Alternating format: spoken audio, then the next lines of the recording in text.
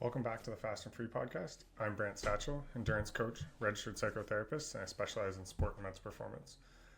On my show, we try to connect the science of training, the psychology of performing, and so you, as the listener, can train smarter, think stronger, and race better. Today, I'm lucky to be joined by Jess Hadley, runner, coach, and full-time mom. She's quietly built one of the coolest, I think, and compelling progress arcs that you'll hear in her career. She first ran her first marathon in 2016, stopped mid-race to chat with her family, as many do, and finished in 4:48. Since then, she's completed 16 marathons, qualified for Boston 6 times, and turned herself into a disciplined, confident racer. She just executed, before recording this episode, a 100-minute marathon pace session and heads into Berlin this week, feeling sharper than she has in years. So we dig into how she's transformed her fear of that late race fade into some confident execution, what the summer heat and dew point training can really do for fitness and has done for her, and why intensity discipline on easy days is the secret lever for marathon success. We also talk about how she's balancing parenting, coaching, and her high mileage consistency without burning out. So if you're chasing a PR while juggling real life, parents, etc., this is Jess's playbook, an athlete that I feel very fortunate to coach. It's communication, process over perfection, and courageous pacing. Hopefully this episode gives you lots of tools you can use this week. So let's dive in. Hey Jess, how's it going today? Good. How are you? Good. How are you feeling coming off the big weekend of your final big session? Really good. Very confident. Probably the Yeah. most confident I felt, I would say in years going into a marathon. So I'm really excited. Thanks to you. Yeah. Well, thanks to you. I mean, you've been crushing it this summer, and I think it'll be fun. We can certainly talk about like where you're going and what you're trying to do here, but I think, this is a cool spot to think about like where you're at Saturday, right? That session on Saturday, and for those who don't follow Jess on Strava, she did her big kind of marathon tester, 100 minutes at marathon pace, and just like rocked it. I literally got the final surge report, and I was like, oh my God, Jess is crushing it. Right? I had to send her a text right away. And so thinking about where you were Saturday, right? And then you just shared this on your Instagram the other day, a picture from your first marathon. And I think you captured the comment was something like, stop for water and talk to this human, right? And then your boys were there, right? Yeah. And so can you talk about like the time frame, what it's been like, what you were trying to do and why you got into running in your first marathon? And Yeah. let's see if we can build to where you are today. I wanted to run my first half marathon in 2015. I was just going through a little bit of postpartum depression after having my second son, sorry. Oh my goodness, my second son. And my doctor recommended it. So the Detroit half was on my birthday that year. So I decided to sign up for it, put my finish time in like 2:30, thought like this is going to be a one and done thing. And I did it, and I did it in 2:02. And then I was ultimately like hooked. Like, I need to do this. I need to go under 2 and then I'll be done. Yeah. Then I ran a few more half marathons and decided I needed to sign up for a full marathon. So I really had no, I guess, expectations going into the marathon, although I really did think like it's just going to be double the work. It's just going to be double a half. I think most people think that going into a marathon, they do all the training, but they don't think, of all the other little things, like really, looking at that picture of myself, I had like my phone and like everything, again, this was 2016 too. So I took my kids, who were at the time 2 and 6. Like, that was my first biggest mistake of that marathon. I would say, like, I said after that, I'll never take my kids to a marathon again, which now they're older. So I did the marathon, and I remember just thinking, like, I just need to get this done. There's no like time limit on it. Like, I just want to get it done. I really did think I was going to get it done in around like 4 to 4:10 because I had ran a 2-hour marathon, so a half marathon. So I thought like, oh yeah, that's easy. I had no clue. My husband was at like mile 18, and he just had like a water bottle, and he had my kids with like their signs. And I just stopped and just chatted with them, and just so strange thinking back on that and looking at that, because it came up in Facebook. I haven't even seen that picture in so long, thinking about how much I've changed as a runner. I can't even imagine stopping. I know people do stop and like see their loved ones and stuff, and now, maybe in like a marathon where you're having fun, but I really had no idea. I was just like, oh, I'm just going to talk. And then here I am now That was 2016. So 9 years later, because it was the Marquette Marathon, so the marathon that happened this weekend. 9 years later, and just I've done, I don't know, 16 marathons now, and I just qualified for Boston 6 times. But then, so my finish time was 4:48, which is, I mean, that was my finish time. And I swear to God, like, I'm never doing a marathon again. That was terrible. I can't even hear the song that was playing when I finished that marathon because it gives me like PTSD. Yeah, but here I am had a big session this weekend, probably one of the best sessions I've had in a long time. For context, my PR now in the marathon is 3:22, and we'll see what I do in Berlin. So yeah, and I think, we've got Berlin coming up. You've had quite a year of marathoning, right? This has been a really fun, I think fun, and hopefully enjoyable. Maybe some not so enjoyable parts, like the heat in London, not so enjoyable, right? Yeah. But this is going to be a really cool cap here. And so what are you most looking forward to with Berlin in, at least at the time of recording, 2.5 weeks here? Yeah, I mean, I think that all the things are lining up for me for once for a marathon to do well. Like, so I'm looking forward to like being in the right mental space, I think. And that again is a big thanks to you. I think for a long time, like I went into marathons thinking like I'm going to crash. I mean, there was only a couple where I knew I had it in me, but I knew it was going to hurt. And I was afraid of that pain. And I played it safe. And my last fall marathon, which was 3 years ago, it was a really hot summer as well. And it was Detroit. And I really had no idea where my fitness was going into it because the summer was so hot. I was busy with the kids. And then I did well. But really, I'm just looking forward to putting like all the things that I've been practicing and put them into one to have a good day. I mean, you can control what you can control. So we don't know what the weather's going to be like. I think I had a really good build for London as well. Yep. And then the weather just ended up turning out to be very hot. And I decided to play it safe and just run an even race. And that was amazing too, because running an even marathon is awesome in itself. Also, I'm trying to do all these big major marathons. So, I want this one to count. So I'm really looking forward to it. For sure. And I think at least what I've noticed, and it's been fun to watch, is every kind of week, right? I think, we're checking in after our workouts and stuff. And like, I can feel your confidence growing when you see the sessions. Cause at first it was like, okay, it's heat adjusted. Did we heat adjust the right amount? Does that really mean what it means? Right. And then I think probably the last 10 or so days, that like kind of tempo session and marathon pace session, I think probably me, and I hope you too, are just like, okay, wow, like look at that. I remember, like I said, I saw the splits and I was like, I gotta text Jess because that was phenomenal. And so what do you think, in this build, and maybe it's not anything in particular, but what do you think has been most vital to getting you to this point? You said you're numerous marathons in now. What do you think you've learned along the way that's got you into this build going like, all right, I think I'm in a good spot? Well, I think, like you said, just having the confidence in yourself. Like I even see that within my athletes, as you know, I'm a coach. If you don't have the confidence, it's such a vital role when you're doing your workouts. If you go out and you think you're going to fail before you even start. So that's really helped, really like pushing myself like in the confidence sector of things. And then also just, the threshold runs in the heat this summer were terrible. Some of the workouts in the heat this summer in the marathon pace. I ran with a girlfriend early in the summer in July, and it was 2 hours easy and then 30 minutes of marathon pace. And I could not hit that marathon pace at the end.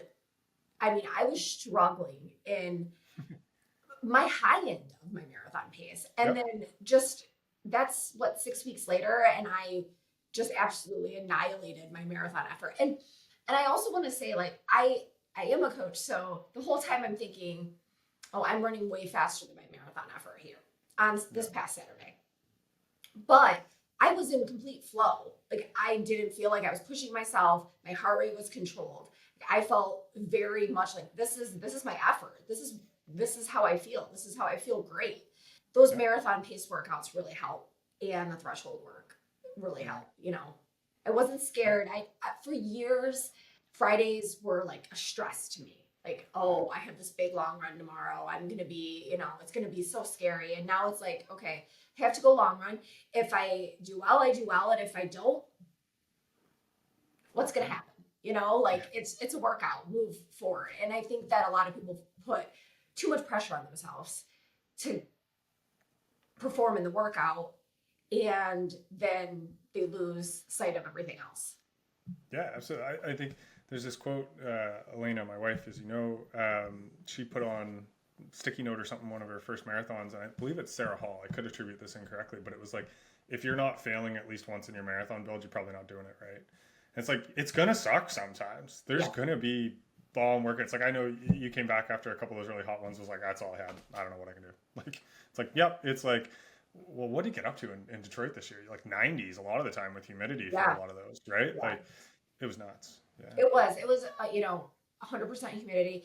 There was a time, one of my best friends live in Texas, and at some point her husband had told my husband that it was hotter here than there, which is insane. It was just a very hot, very humid summer. It's coming down now. Actually, today is going to be warmer again, but like it's been coming down. So that's been great because you're able to see like the fitness, and I'm sure you've seen this with other athletes too, as I have seen with my athletes in the last week or two. Like, oh wow, see, I told you, just keep going. Oh yeah, I almost feel like I'd never do this, but it's almost like I almost wish I had like an auto reply now that's like, see what we were talking about 6 weeks ago? It's right here, right? Because I'm sure you're the same way. The last 6 weeks, it's been like, just wait till it cools down. Just wait till like it will be there if you keep showing up, right? And I think, we both learn that through doing it ourselves as well as coaching. So yeah, unfortunately, some people give up in the summer when they are not hitting their workouts or they think they're losing fitness, and it's really not that. It's really just it's the heat and humidity. It really does play such a huge point, the dew point, to your training. So one thing I think that like you've done an amazing job, and I've always been admiring you because I don't know how the heck you do it, but you balance, because like you are all in as a mom too. Like I want people to be clear, like you have marathon goals and aspirations and stuff, but we move your schedule, we move things, we talk about how we're going to navigate it, because you are an amazing mom. You help coach your kids, you run with your kids, you travel with your kids, they have camps, they have sports that you show up for, all these things, right? And so how the heck do you do that? I always wonder that when I'm trying to figure out how to work with you. Well, it's been a journey.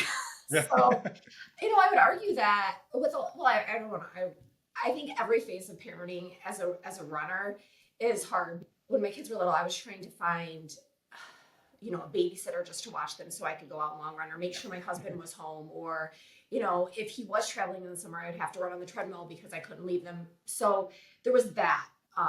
They didn't play sports or anything at that time, so I wasn't running them around a million different places, but there was just their little kids and they need more.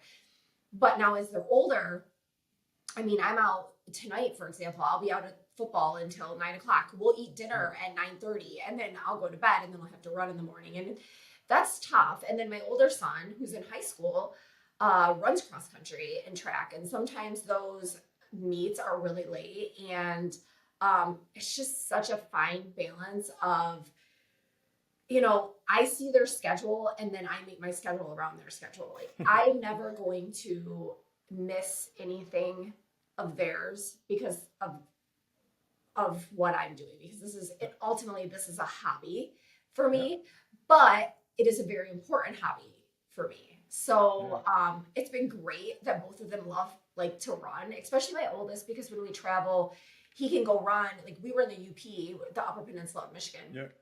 He ran my 7 miles with me every day because it was kind of like an area where I wouldn't want to run by myself. So he ran with me every day, which was great. And he's 15. So, no one's going to probably mess with it. Yeah, no one's going to mess with me if I have him with me. So, I've got that. But then also he can come in at 8:00 at night and be like, Mom, I want to go here and I need to be there right now in 15 minutes. I'm like, okay, I'm in bed and I'm supposed to be somewhere. I have to run in the morning, it's mentally draining having teenagers. It's a different mental drain of, I find myself more tired mentally from them. So how do I balance it? I just do. I just look at their schedule. I'll text you or, say like, hey, I have a game or I have to go to a tournament over a weekend in the middle of Indiana. So we need to switch some things around. I need to do a long run on a Thursday. And people think you can't do that, but you can. It's just balancing your schedule. So we all have the same 24 hours in the day. I hate to say that because everybody's got different circumstances, but if you want it bad enough, you make it work. So I've just, made it work for my schedule. Yeah, it's been phenomenal. Like, I don't think you've missed a single run almost since we started working together a little over a year ago. Like, we've moved things, to be clear, right? But I don't think you've like missed one. Yeah, I mean, unless I'm sick. Yeah. And I mean, other than that, I tend to not miss workouts. I mean, there's always a way. And if that way is getting up at very, very, very early, 3:30, 4 o'clock in the morning to get it done before I have to drive 4 hours up north to take my son across country camp and then drive 4 hours back, I'll do it, It's a true story. I remember that. Yeah. Yeah. And, I'm driving these cross country kids that are super fast, mind you. Yeah. And they're like, oh, we're going to have to do this. Well, I'm like, well, I already ran 9 miles today, guys. So and they're like, what? How cool has that been to see? I know both your sons are into sport, but like your oldest son in particular, like running the cross country and track and such. How cool is that for you to not only watch that, but maybe think, hey, he might have picked that up because mom was doing this, and what running gives you for a lifetime, not just for high school or collegiate sport. But how does that feel for you? It's amazing. It's funny because over the weekend he had to do a project where for one of his AP classes, where he talked about the history of himself and some of the pillars of what has made him now. And he said the number one thing was that he started track in 6th grade. And I almost got teary-eyed when I read or when I watched the video because he came to me. He was never really into sports. He tried everything, but he didn't like team sports, not like my younger son. And he came to me and he said, I want to try track. I'm like, oh, I don't know. Because I didn't want him to try something and then, me being a runner, make it harder for him. And my husband was a runner. My husband also ran track as well. So, and actually he's a much faster runner than I am. Anyway, I didn't want to have that happen to him. So he did track and then he decided he was going to do cross country. And, I basically said, and this was, he was still in 6th grade. So I basically said in that summer before cross country, I'm like, you need to run before you get on video games, before you do anything, you need to go out and run every day, at least a mile or 2, I did not every day, but a couple times a week, just so he could get out there and like start feeling it. It's been such a big change from where he started. He was running like, I can go back on his Strava because he just had a Strava at that time and he'd hold his phone. He was running like a 12-minute mile with stops, with the lapse time in that 1 minute mile. And then now he's running like a 5-something minute mile. And it's like insane. And it makes me so proud to see. But then there's the, you don't want to, push it too hard because you do want them to love it forever. Yeah. Right. And for the right reasons, right? Because they enjoy it, what they're getting out of it. Yeah. So, when we go on vacations and we go on a lot. So when we go on vacations, I always try to tell him like, this is a great way to see a new place by foot. Here we are, we're in Hawaii or we're in Florida and like we're running. You wouldn't see this if you were just walking around the beach or if you just stayed at the resort, but here we get to go out and run. And I try to show him that like, this is something you can do forever. And he'll say one day he wants to be an ultra marathoner or something because he loves like the woods and stuff. And I would be okay with like, that would be awesome if he did that, I don't care. I just want him to love running. I don't care if he ever does it, for if he gets done in high school, even if he decided to quit in high school, I mean, I would be like, oh, that's kind of a bummer because you're a sophomore. But at the same time, I want him to it's something you can do physical for the rest of your life. And there's not a lot of things like that. I mean, there's golf and things, but like, I think as an adult, running is something you can do and find achievement in it as you get older. and you can't, there's not a lot of things once you get married and once you have kids and once all the things, like they stop. And then this is something we can still do for ourselves. So that's what I'm trying to teach them, both of them. And it's so accessible too, right? Like, he's going to come to Germany with you in a couple weeks, right? And I'm sure we'll see him ripping around on the course and stuff too, cheering mom on and all that. Is he awesome? That's great. Yeah, that's great. He's running the 5K and he's hoping to PR. I'm sure, because those cross country courses are so hard. I went to go meet with him over the weekend. I'm like, this is terrible. I would not want to run on grass over hills and through the dirt. But, on a road race in Berlin, like, we'll see what he can do. But, he's excited for the 5K. So that's awesome. And so, you got your running goals, you're managing and navigating Mom Extraordinary, and you also like coach at a pretty solid clip here. Like, I mean, you're always sharing really cool stories on Instagram of your athletes just like crushing it and stuff. So what got you into coaching, and when did you kind of make that transition of sharing kind of your knowledge and helping others? My son actually got me into coaching, and it was mostly because back then, so again, when he was in 6th grade, I was trying to find like someone to work with him on the side. I mean, I could give him the knowledge I had, but I was trying to find someone to work with him on the off season. And, no one wanted to take a 6th grader. So I was like, I'm going to get certified to be a USAT USATF track and field coach. And then, ultimately BDOT certified. And, so that's why I started. And that was 3-ish years ago. And 3.5 years ago. And at the same time, he was kind of becoming a teenager. My husband took on a new job. I worked in automotive for 16 years and I had a pretty high level job and I was traveling all the time. So we decided that I would take a step back from work. And I was kind of a workaholic, I guess you could say. So I took a step back and decided to join Team Run full time.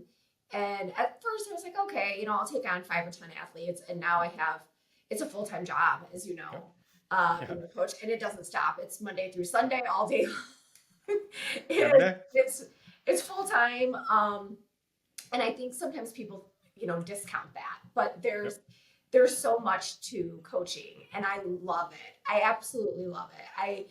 Sometimes it's more rewarding for me coaching than, seeing myself run. So that's kind of how I got into it, was through him. So I always say he was my first athlete, which is hard as a parent.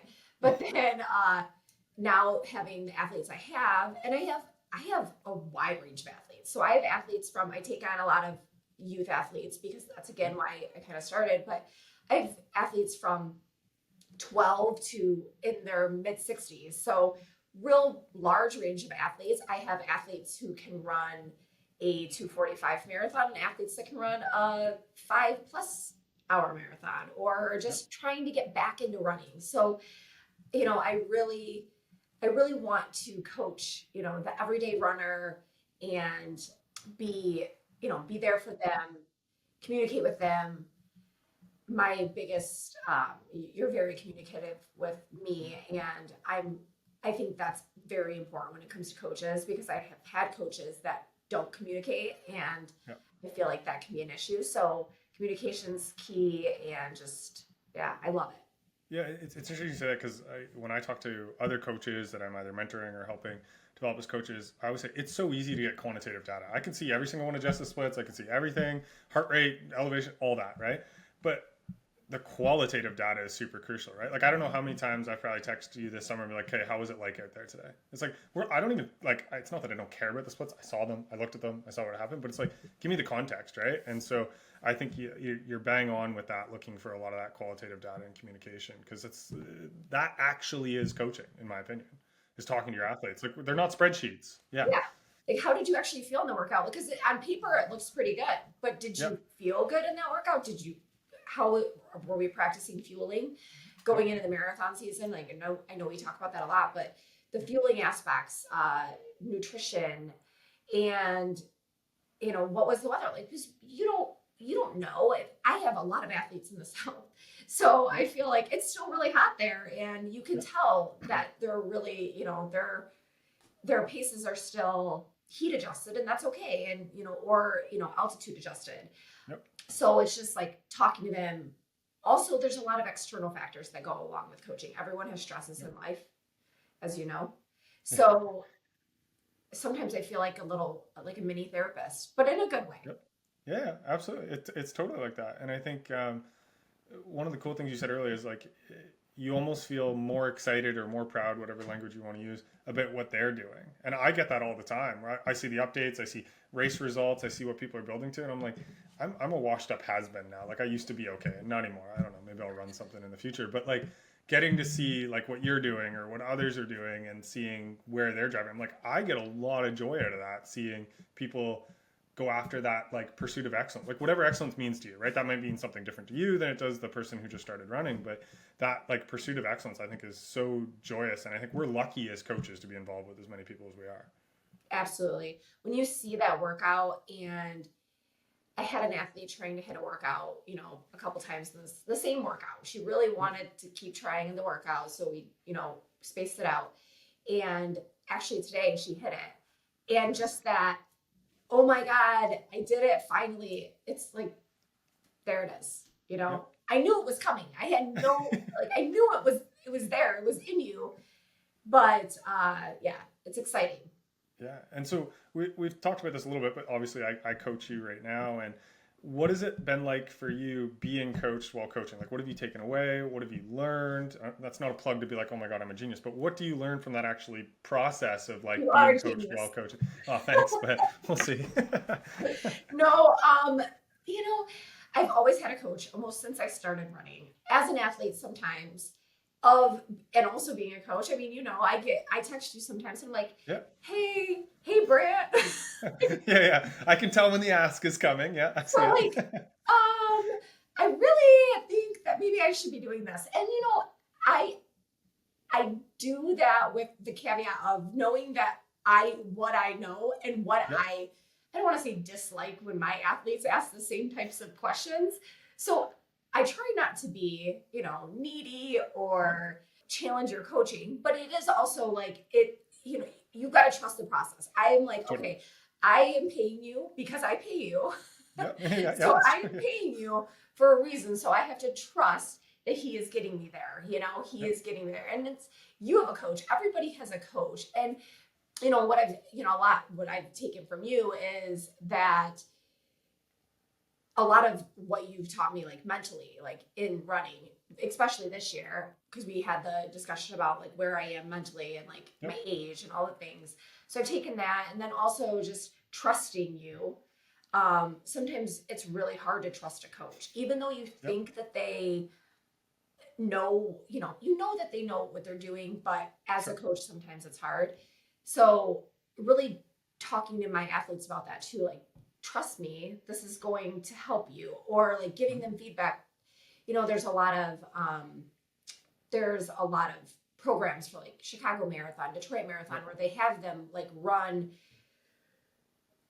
course preview runs up to 22 miles. And like, we've talked about this, and, just having that discussion of, if a marathoner is a 4-hour, 45-minute marathoner and they're running 22 miles, I mean, there's a lot of diminishing returns on that run. And having that hard conversation, it is a hard conversation because people see those long runs as the make or break of the marathon. And mentally, I did for a long time as well. And I still like running. I just really like to run long. So that's really what it is. It's funny that, like you said, because we've talked about this, and I'm going through it with Elena right now. So she's been running like 115 miles a week in her build. For anybody following, like crazy miles, right? And she's like, I don't know, I haven't run over like 21 miles in the build. Like maybe I'm like, what are we doing here? Like you're running 115 miles a week. Like you're crushing everything. And I've talked about this recently. Like I don't know what it is. I don't understand what the magic is. There's some sort of like cult following to 20 miles, and I think, like you said, it's very different for every runner. And like the way I try to approach it, and even when you and I talked about it, it's like, I get that there's a belief of confidence to it, right? There's like, oh, I can tackle the distance, or it's close in time, or whatever the language might be, but there's nothing physiologically deterministic about 20 miles. right? No. It really just goes back to, way back in the day, someone was trying to, an elite runner was running 20 Yep. miles a week. And, really after a certain time on feet, and that's another thing, you do a lot of time on feet type runs. Yeah. Well, sometimes I don't know if it's because you use kilometers and I use miles. You mean you in the only country in the world that uses miles? Yes. But you do everything by minutes. So Yeah. I'm like, so I don't know like whether or not like you're trying to give me a, this, you're not going to go over 2 hours and 45 minutes, just Sure. like, this is it, right? Give or take. And really there's so many studies that show like after a certain amount of time. But if you have a runner that, you do want them to get their longer runs in, Yep. if they are, maybe not, a 4 hour marathon, maybe they're a 4.5 hour marathoner, they have to get their long runs in, but you don't want them to not be able to run the next week or not be able to recover. That's what it's hard to have those conversations with people, because almost everyone that is running their first marathon comes to me and says, do you know what week I'm going to be running my 20-mile run? I'm sure you've had that. Do you know what week I'm going to run my 20-mile run? Do you know what week I'm going to run my 22-mile run? Do you know? I'm like, I don't even run 22 miles. And I'm like, no, I don't. Absolutely don't, because I have to see how it plays out with your training. And it's a week to week basis and how we're working. And that's how I plan. I know some people don't, but that's how I plan. That's how you plan. So. Yep. Yeah, it's interesting. I'll sometimes throw like kilometers or 800s in there just to mess with you and know that you hate them, and it's like metric. But no, the time piece. One of the main reasons I do that is like, if I give like 20 miles or 18 miles or whatever the number is, let's just say 15 miles, right? Well, if you're crunched for time or you're anxious or you're wanting to prove something, you can run 15 miles a lot faster than you can a lot slower, right? Oh, like you'll push that based on who you're doing. But if I give you 2 hours, I don't care how anxious you are, how stressed you are, what you're going to do. You're going to plan for 2 hours. Yes. Right? And especially like busy people like you, if I gave you, you're pretty good at this, so I won't like say you would do this. But as an example, if I gave you 15 miles and you had to like crush it in before going out to like sports or something for the day, you could maybe push up a little bit, right? Versus if I say 2 hours or whatever, right? So that's kind of the main reason. But I think one of the things you said earlier that was interesting about coaching and trusting, and I might have said this to you when we first started working together, but I view it as my job. Like you're coming to me with a goal, right? And like you're inviting someone in to share that goal with you and help you there. And in the marathon, you get generally 2 a year. Let's say generally, because that's not always the case, but generally 2 a year, right? And like even one is about a 5 or 6 month commitment. You figure 3-ish months, right? And then you run the thing. Then you got a month-ish of recovery, give or take, depending on how it went and type of athlete. And then you start again, right? So there's a lot of trust in that. So I think you're right. Being able to have those conversations and back it and understand it and explain why and show examples, right? It is huge. And I know you do that because I know we talk about it all the time. Like that's actually what inspired me to have that video the other day about 20 miles was our conversation, because we were kind of talking through it like analytically as coaches and such. So I knew when I saw your I was going to comment, this is because of our conversation. But I mean, I know, like I feel just as good after, I ended up, it was 19, so what's one? I know, I know. But I feel great coming off of that. I feel great. I feel good. I think that's really what matters most is how you feel in the workout. Yeah. And I was only, time on feet 2 hours and 26 minutes or something like that. So it was really, I'm feeling good and fresh going into hopefully what is going to be one of my better marathons. So I think it will be. And I think, one of the ways we make that decision is I always look at everything we do from the first principle of risk versus reward, right? So if you're coming to me, can I go 20, 22, whatever it is, it's like, okay, where's she at in training? How durable is she? Where are we at in the build? What's her recoverability like? What's her workouts been doing? Like, what's the risk versus reward here of doing that, right? So, even for you, if I can use this example, when we were talking before this weekend and you were like, can I just bump it up? And I was like, it's going to be pretty close anyways. And we really want to start tapering now because, in past, we haven't tapered as much because you like to not have that big taper. And I agree for you, right? But you've also crushed the last 6 weeks, right? So it was like, do we really need to add on 0.4 of a mile or whatever the heck it was, right? Like at this stage, when we look back and go, hey, like Jess is rolling on all cylinders right now, right? And I think it was a fun conversation. I enjoyed it. Yeah. No, it completely ended up being fine. And I felt really good afterwards. I felt really good today, these last few days, just running my easy runs. So, yeah, I think that's something that I've taken from you as well, like how to have like harder conversations with athletes, because sometimes it's hard to have those conversations because you do want to be, their friend, Yep. and you do want to be able to communicate with them, but then, you can't give them always what they want. Yeah, it's so hard. You're absolutely right. Like we have to do what's best in the long term, is my opinion, right? Even if it means a little bit of friction in the short term. Yeah. Right? Yes. Because like if people are coming to Jess or I or any coach with that dream, that goal in their hand, like I see that as a responsibility. Like I'm responsible to help guide you there as best as possible, right? And so sometimes that means I got to be like, hey Jess, we're not doing 20 miles today, even if you think you want to, right? But here's why, right? Not just like no. It's like let's talk that through. Where are you thinking about it? Not just like shut it down. And I know you're very good at that because I see the way you talk to me about your runs and such too. Yeah. I mean, honestly, not getting to this, like, so many people get injured because they just overdo it, or they never want to run a marathon again because they just feel so burnt out from the marathon. And, I don't want that for them. So Yeah. having the harder conversations, being more of, you have to be a coach. You're not just someone plugging in numbers in, you use Final Surge, I use VDOT, but like it's it's so much more than that. But there are coaches that are just copy paste, copy Yep. paste, copy paste, and I've had those coaches before. So Yeah. It's fine. I always joke like you can tell I don't do copy and paste because I have spelling errors all the time and like I don't have proper spaces and stuff. So I'm like, at least I'm honest and I'm doing what I'm supposed to do. I'm not just yeah, copy and pasting. But yeah. no, that ties into I wanted to ask you and give you a moment to shine here. Is like what's your coaching philosophy? Like you obviously coach a big spread of athletes as you've mentioned, but how do you kind of navigate that coach athlete relationship? So I do have quite a few athletes now, and I'm pretty open with my communication with people. I tell people right from the get go, this is my job. I'm here for you. I'm here to get you to your goals.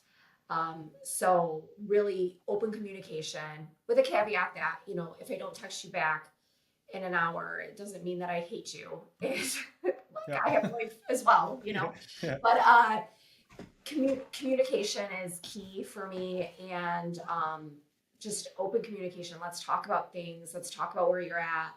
Sometimes it's questions that I think are crazy because I've been running for a long time, but I may be the only person that they know that is a runner. So it's really like I've got to open myself up to everything and just be their best running friend. I feel like sometimes it's been a journey being a coach because again, there is really no downtime. Even when you go on vacation, there's no downtime. I can tell people, hey, I'm going to be on vacation, so my response time may be delayed.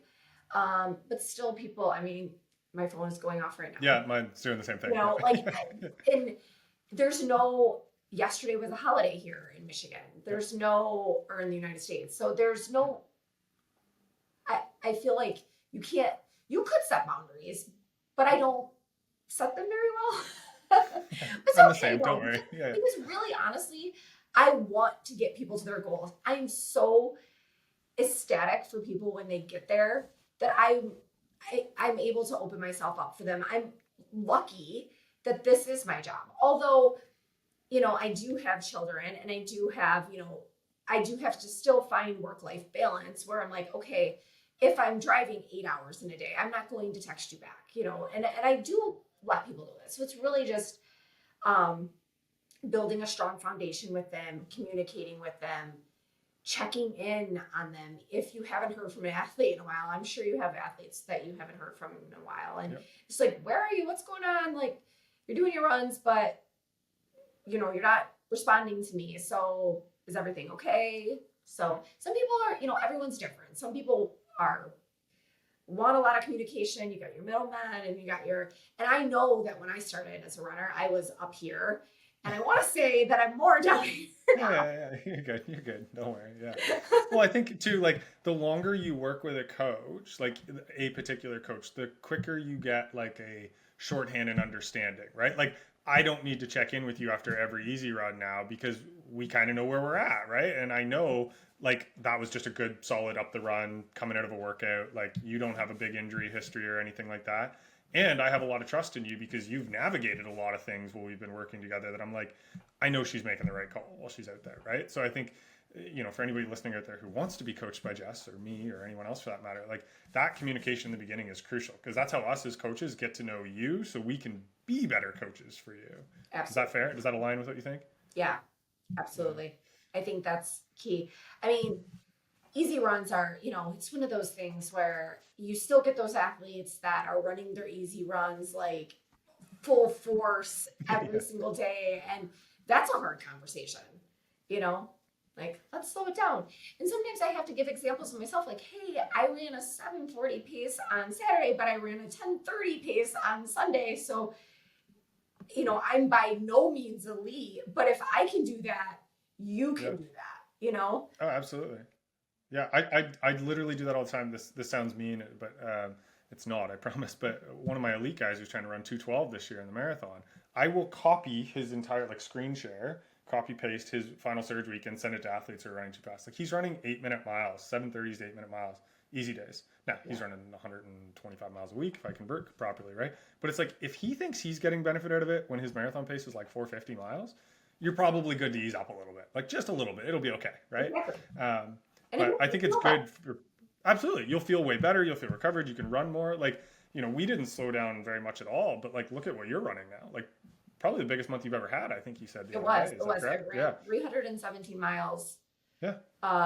And the closest to that was, I think I ran 300, a little over 300, just a little over 2 years ago. But I mean, I've never had that. And I feel great. Yeah, and I think, what you were saying about these runs is like you are amazing at your intensity discipline, right? Like if it's hot, you just slow down.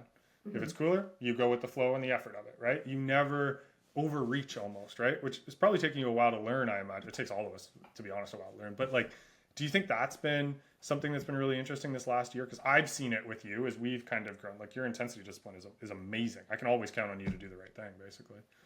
Yeah, I mean, I do think that I've really paid attention to my body and how I'm feeling, and each run, even though, it could be 70 minutes, 80 minutes, because they're minutes.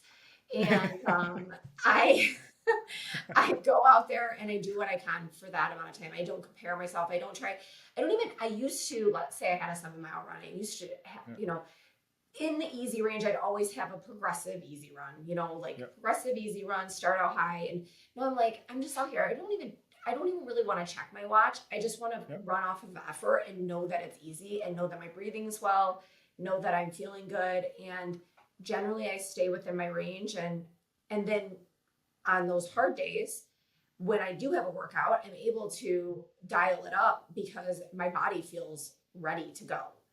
And I try to explain that to people, and a lot of people do get it, but it takes a while. It took me a long time to really understand. You hear that like, oh, you got to run easier. Sometimes people think running easier is running a shorter amount of miles, or their easy run is too slow, or my easy runs are getting slower. I'm like, there's no such thing. No. There's no such thing as your easy runs are getting slower. Just you can run your easy runs at any pace you want, Yep. This is going to be, I guess I can talk about this, but this will be my next book actually, is what I'm calling the marathon hierarchy. And a lot of it is going to be explaining that. Like the first order of success in the marathon is like nailing your easy days. Because if you're hitting them too hard, you can't hit the marathon pace workouts, you can't hit the tempo workouts, anything like that. And then it just starts to crumble. And I'm sure you've seen this in athletes too. Those are the people that I see are injured the most often. Absolutely. Yeah. Because they also, they want higher mileage, or the easy runs are boring. Yeah. And they just want to get them done. And, easy runs, if you're a marathon like Elena, myself, she has way higher mileage than I do, but, but they do become like an everyday, like, okay, especially in the summer when it's so hot, or in the winter when it's so cold. You're like, okay, Yep. out there running another 70, 80 minutes, another day in the freezing cold or in the hot. And it does feel boring and you're running the Yep. same route, but it all adds up. And you just got to keep telling yourself to go. And there are so many people that don't want to do that. They just want to run the quality sessions or, you know, the workouts, and they don't want to run the everyday easy runs, which those are actually like your bread and butter of your, you know, you got to run the easy runs. That's how you build endurance. Absolutely. And I think that's why you're going to have a really good Berlin. So I'm excited for that part. I think we should talk about Team Run Run because we both coach with Team Run Run. I know I'm a big fan of Team Run Run. I think you are too. Yeah. But like, what's it been like since you've joined, and what's that like for your athletes to be a part of? Yeah, I love Team Run Run. Like I said, I've been coached by a few coaches before this who worked for, like, I don't want to say like chains, but more like a coaching firm where everyone's under like Yep. one person, right? I love that everyone in Team Run Run is their own coach. It's almost like our own business. The whole community is amazing. The people I've met through Team Run Run, the coaches I've met through Team Run Run. I like that Team Run Run has just such a wide variety of coaches that people can choose from, and you know, and they're so supportive of you and building your business and the whole family. You know, it's just been Yeah. it's been a really great experience. I really like it. What about you? Yeah. It's the same way. Like, I mean, when I left kind of the national team high performance stuff, I kind of looked and I reached out to a couple people, similar, like what you were talking about, that kind of chain thing. And I remember this one guy was like, okay, well, if you join, you have to coach my way. And I was like, I've literally coached for the national team and like Olympic track athletes and stuff. And you've never coached anyone like that. And not to say that I know everything, but like, you're going to tell me like how to coach kind of thing. I was like, nah, I don't think so. This is not for me. And finding Matt and Julie at Team Run was amazing. It was like, you can coach this way. We'll support you, do all the admin stuff. And then even like what they've built out for athletes with like the newsletters and celebrations and, you know, the different perks and stuff for the athletes. It's like, I talk to new coaches for Team Run all the time, and I'm like, I don't know how people, like, where it could be better. And I could be ignorant, maybe there is, I don't know, but like it really is like a full kind of system for athletes with engagement, and they get things and newsletters and celebration, and as coaches, like I've felt more supported than I did when I was coaching national team stuff in university, right? So Yeah. it's been fantastic. I get to meet like cool people, and you know, I think, well, we probably never would have been connected if both of us weren't on Team Run Run, right? So Right. so it's been cool. Yeah, I like that. I always say it's my own business. They handle the insurance part of it, Yeah. and Yeah. the fee, you know, doing all the financial portions of it. And I just do the coaching. So it's really Yep. nice that you don't, you know, you have, and it's just such a great platform. I just really love the platform, and I see there are so many big names joining Team Run Run now. You know, Yeah. like Scott Fauble just joined. There's so many people joining Team Run Run and as Yeah. coaches. So it's amazing. What are you thinking about towards Berlin? What's the ideas? You don't have to put a goal out. I'm not going to put you on the spot, but as we look ahead, 2.5 weeks, give or take today, where's your head Yeah. at? So I mean, honestly, I really want a PR. And I didn't think that I would be able to say that ever again. Yeah. If I'm being truthful. And Yeah, you we've know, talked about that. I Yeah, have this absolutely. whole like Yeah. thing around me, like since I've turned 40, I haven't been able to have any big PRs, but you know, my PR is 322. So, Yeah. you know, if I were able to get under that, I would be ecstatic. I mean, pie in the sky goal is sub 320. And you know, on the right day, I think I'm there. I think I Yeah. can do that. Yeah, I think you know everything's lining up. We just need the weather forecast to hold out. Like I refuse to check right now because I'm like I can't get my hopes up for everybody who's doing it. But I think you've done everything this build I think you possibly could have. Like I can't look back and think of anything where I'd be like, oh, I wish we could have done this or pulled that off. Like you've hit everything. Yeah. I feel like, you know, I was kind of forced into having my nutrition be on point because of my Yes. chronic pancreatitis, which we didn't even talk about, which is Yeah, yeah. okay. That's okay. But my Yeah. nutrition's on point. Everything's on point right now. And as long as, you know, you stay healthy, the weather's good. I mean, really you can control what you can control. And Yep. I feel like I'm ready to not be afraid. And at the end of the day, that's how you have to be in a race. I tell my son all the time when he runs a 5K, like, it's just a short period of time in your life. Just run. Like, don't be scared of what happens if you blow up in mile 3. You blow up in mile 3, like there's going to be another 5K. It's harder in a marathon because, there's not another marathon right after generally. So, you don't want to blow up, but at the same time, I don't want to run scared either. And I feel like for the last few marathons, I have run scared because I was so afraid of blowing up in that last 10K, where I know that I've ran so many marathons before where I didn't. So now I'm ready to be that person again. I'm ready to take that on, and I feel like I'm mentally there. So good. Yeah, no, I love that. And we did do a bit of mindset work on that because there was that, I'd call it a limiting belief. It was like, you're a master's athlete now, am I ever going to get it? And I think, by the sounds of it here and kind of how we've talked, hopefully you've rewritten that belief and you can go into this one to go have some fun with it and get after it. The majors, and you probably don't have to experience this as much because you're a fast runner, really fast runner. So you don't get stuck in the back of the pack. I'm not in the back of the pack. I start out I start in the start kind of, but it's still, there's so many people. So running with that many people is hard. It just is, running with, it's crowded and just trying to stay, in your own lane, basically. It's just really hard and it does hold you back some. So that's my only fear, but I've just got to run within myself and. I would use that. I would flip that here. You get some free sessions out of this and everybody else will, I suppose. But I would reflip that with going, that's a helpful tool to make sure I don't go out too fast. It is. Right? For the first 2-3 miles where you're going to be sardined up a little bit, right? Yeah. We're in your kind of corral. And I would look at that and go, you know what? That's probably going to help me start out not too fast. If I keep my head on me and I'm not surging throughout, it's I'll get through 3 miles. Maybe I'm 10 seconds, 15 seconds off, but my effort's going to be super low.